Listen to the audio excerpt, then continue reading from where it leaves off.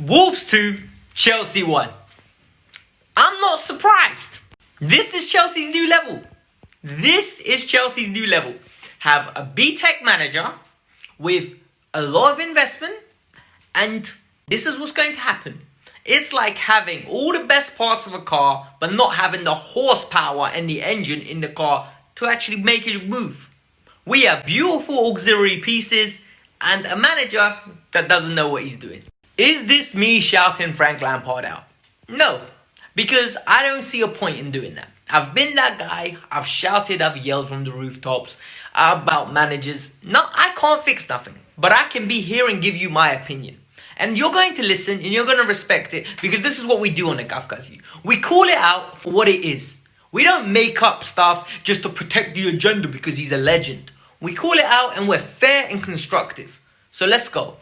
Before we get started, before the honesty, for the objectivity, and because I'm not going to lie to you guys, I've had a terrible day today, alright? And then my team makes it worse.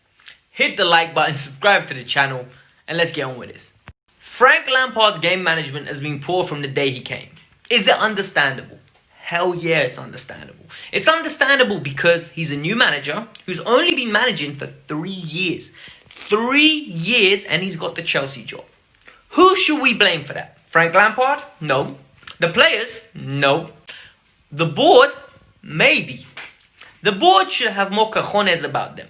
If you're spending £250 million, do you not think you should be having a caliber of a manager who's worth £250 million? Like, Frank Lampard's game management has been poor from the day he came. Is it understandable? Hell yeah, it's understandable. It's understandable because he's a new manager who's only been managing for 3 years. 3 years, and he's got the Chelsea job. Who should we blame for that? Frank Lampard? No. The players? No. The board? Maybe. The board should have more cojones about them. If you're spending £250 million, do you not think you should be having a caliber of a manager who's worth £250 million? Like, Pulisic was destroying Semedo on that left-hand side. The way I said it, I said Semedo was going to be on skates. Left, right, centre, destroyed. What does Frank do in the second half? Puts Timo on the left-hand side and moves Pulisic to the right. Why? I need an explanation. Why? The fact that the 2 goals came was inevitable. It was always going to happen. You took away our main threat in Christian Pulisic. You put Timo Werner to the side. The lack of game management, where the game was screaming out for a Mateo Kovacic. Earlier, before the sales went up for Wolves, you decided to wait. You decided to concede. And once we conceded, we were on the back rope. Simple. And then the goal. Take the point. Take the point. Be happy. Be happy. Yet, Frankie boy, what do? You go for the 3 and you get caught with a sucker punch. 2-1 loss. Pathetic. It sums Chelsea up. It just sums Chelsea up. Number 2, VAR. People are going to blame VAR. No, not this person. Let me explain why not. Was the first goal for Wolves a corner? No, it wasn't. But if we're going to start checking every little thing, this is going to turn into the NBA. And there's going to be 3 minutes that go by in 40 minutes. Three real-time game time minutes will go in 40 real-time minutes. How many times have you watched an NBA game and the game's just dragging on and on because they're checking something, timeout, checking something, timeout, checking. I don't care. It happens. Defend it better. Prudence should not have you on skates the way he did. Big man, they were spreading their legs like they shouldn't have. They were like a bread getting spread with absolute chocolate spread with Nutella when I was a fat kid, younger. Jarring. I'm not going to lie to you. He was mocking him. Left, right, left, right, left, right. And then he shoots, deflection, and goes top bins. What's going to happen? It hurts. I'm not going to lie to you. It hurts to accept it, but we're going to have to take it. Let's move on to number 3. Let's talk about the performance. Christian Pulisic is our most important player. And I'm sorry, but it has to be said. Christian Pulisic is the epitome of what a Chelsea player should be. Gritty, determined, quality on the ball, comfortable in possession. He's the epitome of what, for me, a Chelsea player should be. Stylish, He is fantastic. On the left-hand side, he had Podence destroyed. Semedo destroyed. Absolutely destroyed. Causing all sorts of problems. The problem with Pulisic is he's young and he's developing. He comes out of games and comes back into games. Comes out of games and comes back into games. And today's game was more apparent than ever. It doesn't help though when he gets moved to the right-hand side. Because all of a sudden, his favourite move, because coming inside, is gone. He's not as strong on his left foot as he is on his right. The thing is, when he's on his left and he cuts in, the winger's so scared of him coming in, he overcompensates. The minute he overcompensates, Pulisic goes down the thing, and because of his low centre of gravity, he's gone. He's away from you, you're going to run after him, he's going to cut back in, he's going to come out. It's going to be an absolute madness for a fullback.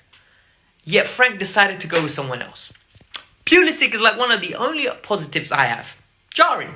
Number 4. Olivier Giroud versus Tammy Abraham. Let me talk to you lot. When I tell you lot, right, Giroud is twice the player Tammy ever will be, you guys say I'm unreasonable. When I tell you guys, Giroud occupies defenders. He bullies defenders. Defenders respect him. Defenders are petrified of him. Defenders want to stay away from him at every opportunity. You tell me, Alex, you're being harsh on Tammy. Giroud showed it today why he's world class. Giroud showed it with his combativeness style, with his tremendous finishing ability, and his tremendous ability to get a chance from the most awkward angle. Yet, he brings Tammy. Let's chat about Tammy Abraham. Lightweight, pony in the air, can't get a header to save his life, and Frank brings him on in this game. See the game out, Frank. Why are you bringing on Tammy? I don't understand. We need a goal. Why would you do that? We need a goal. Yet you bring on Tammy. We lose any form of holding the ball up. And it's just so blasé. It literally is blasé. I'm just speechless. Like, honestly, I'm just frustrated and I'm speechless. And I don't like making reviews like this because the paper gets dashed out the car. Like, it literally gets dashed out of the car. CDs get dashed out of the car. We stop concentrating. Literally. Because for me now, I'm hurt with this performance. I am emotional right now making this review. I don't want to be. And for me right now, I am frustrated because there's another 3 points dropped. 0 from 6. Kai Havertz, Timo Werner, and Mason Mount. This goes particularly for you. Number 5. Let's talk about you lot. Mason Mount and Kai Havertz. When you play centre midfield for Chelsea, you dominate the ball. When you have such an important responsibility on your hands, when you're meant to be Michael Ballack and SCN, or Michael Ballack and Frank Lampard in our midfield, I demand you to be of that caliber. SCN, Lampard, Ballack. That's what I'm used to. That is the caliber of player I'm used to. I expect you to perform. I expect you to try stuff. I expect you to be proactive, not reactive. Yet once again, they let me down today. And I'm not getting at them. I'm not saying they're bad players, but I'm saying you let me down. I expect more from Kai Havertz and Mason Mount. Mason, you've been in this league for a year now. So it gets to a point now where I have a certain standard of performances. That was not acceptable. Honestly, that was borderline pathetic. The amount of times Wolves in transition were through onto our defence. I cannot believe, the audacity of our fans to say that any one of the midfield 3 had a good game. And Timo, let's get into Timo. Timo Werner, playing on the wing, is as productive as I am. When I told you lot about Timo Werner, no one wanted to listen. When I said Timo Werner is a basic footballer, nobody listened. You all said I was deluded. You all said I was stupid. You all said I was looking for clout. Yet, 4 weeks on, fast forward, my whole timeline's saying it. This guy's a goal scorer, guys. He needs to be at number 9. He needs to be in the box. He needs to be within the width of the goal, 18 yards out. I don't want to see Timo outside the box. His first touch is Romelu Lukaku-esque. Not an exaggeration. No first touch. His ability to beat a man doesn't exist. He can't take no one on. One-on-one, with space in behind, he'll knock it past them and just zoom around them. Turbo Timo. But when it comes to actually doing something with tight control, non-existent. He couldn't go past Semedo. Semedo is Semedo. People, it's Semedo. Semedo's trash. I can't say anything else about it. Semedo is absolutely garbage. Yet he can't go past Semedo. Yet Christian Pulisic gets maneuvered to the other side. We're not going to talk about that though. We're going to leave it. Final thing. This final thing, number 6. The running. I said I want 18 points from 24 games. It means we got to win our next 6. I need to apologize to you guys. I really need to apologize because I said 18 points from the 24 available in the next 8. And that was my prediction. I did not expect us picking up 0 from this. I lied to you guys on camera. My prediction was so bad that it's embarrassing. This team made me come on camera and lie to you. Pathetic. We haven't won a game against a decent team in the Premier League this year. No, literally, think about it. Liverpool scored. Manchester United parked the bus. 0-0 draw. Southampton bottled it. Spurs parked the bus against us. We couldn't unlock them. Everton parked the bus against us. Beat us. Wolves today. Absolutely outclassed again by Nuno Espirito Santos, Frank Lampard. Well done. What do you guys want from me? What do you want me to say? What else can I say about this manager? What else can I say about the team? The crop of players he has now is there's no excuses anymore. There is no excuses. Last season, I was told I was negative. Last season, I was told I was deluded.